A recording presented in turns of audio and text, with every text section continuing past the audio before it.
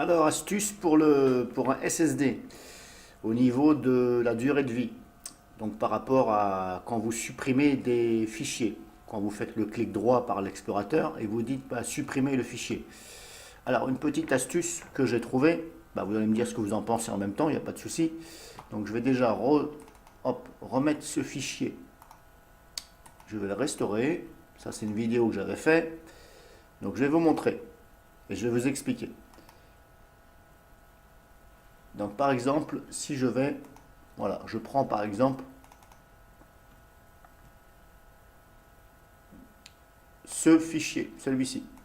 Je dis tiens, je veux le supprimer, j'en ai plus besoin. Le problème c'est que quand vous faites ici un clic droit, vous faites supprimer. Le problème c'est que il va dans la corbeille. Il n'est pas effacé directement, il va dans la corbeille. Donc ça veut dire qu'il subit un déplacement. Donc qui dit déplacement, on dit bah, réécriture de ce fichier bah, à l'espace réservé de la corbeille Windows. Parce que la corbeille Windows, c'est un espace qui est réservé sur le disque dur. Donc là, si je fais ça, je supprime. Là, en quelque sorte, il est déplacé. Mais c'est très rapide. Parce que déjà, vous êtes sur un SSD. Et que ce soit sur un disque dur aussi classique, il est déplacé, ce fichier. Donc là, il est dans la corbeille. Ça veut dire que j'ai en quelque sorte réécrit ce fichier de cet endroit-là à la corbeille. Mais la corbeille, comme je vous dis, c'est aussi sur le SSD.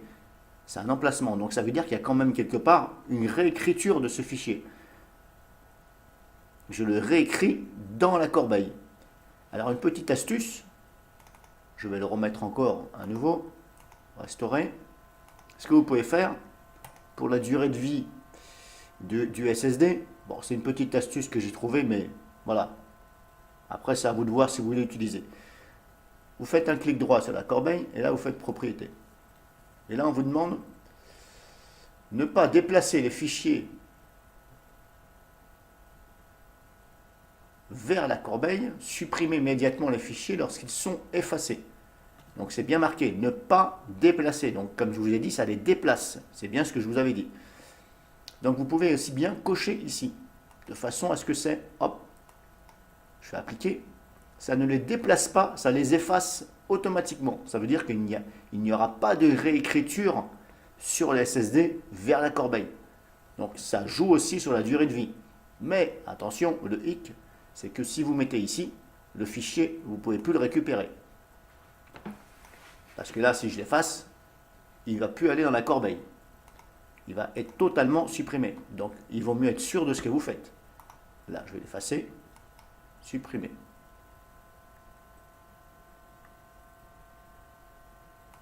Qu'est-ce qu'il me fait? Oui, c'est pas celui-là, pardon. C'est celui-ci. Ça, c'est ce que je suis en train de faire actuellement. C'est pour ça que vous voyez celui-ci. Je suis en train d'enregistrer là. Ce que je suis en train de vous dire, c'est en train de mémoriser. Je croyais que c'était. Voilà, c'est celui-ci. Donc si je fais ça, là, vous voyez, il a été supprimé totalement. Il n'est plus dans la corbeille. Donc là, normalement, ça ne réécrit pas sur le SSD, donc dans la corbeille. Donc, est-ce qu'il est bien de faire ça? Moi, je dirais oui et non. Oui et non, parce que, bah oui, à condition d'être sûr, mais si vous n'êtes pas sûr, bah non, tout simplement. Donc, c'est à vous de voir. Personnellement, moi, je vais mettre quand même ici. Voilà. Je vais laisser quand même sur de pouvoir les récupérer. Ce n'est pas grave. Parce que je me dis, de toute façon, un SSD, bon, certes, ça vaut plus cher qu'un disque dur, mais voilà. C'est pas non plus. Voilà. C'est vrai qu'il y en a des chers. Si vous prenez des haute performance, haut débit, et là, c'est sûr que c'est un peu plus cher. Bah, après, il faut savoir ce qu'on vous voulez. Hein.